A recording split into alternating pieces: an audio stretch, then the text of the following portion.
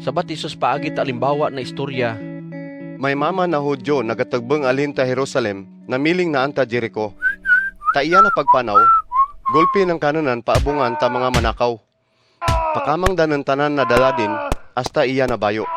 Pabugbog danan kanunan, daw padilian na tiso nang napatay. Luglugay, may gaagi dya na isya na Hudyo na pari. Pagkita din ta mamaya, galis ng kanunan, iling mantan. Isya na linay livi na manugtabang na anta templo gaagi manja.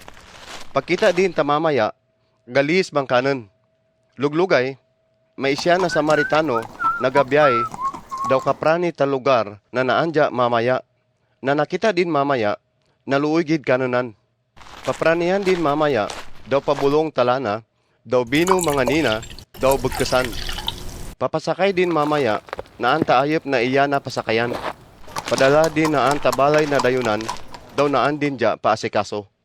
Sunod na daw, Samaritano ya gatag tadarwa na sinsilyo na pilak, na anta tag-iya ta balay na dayunan, daw gambal, asikasuno kanunan.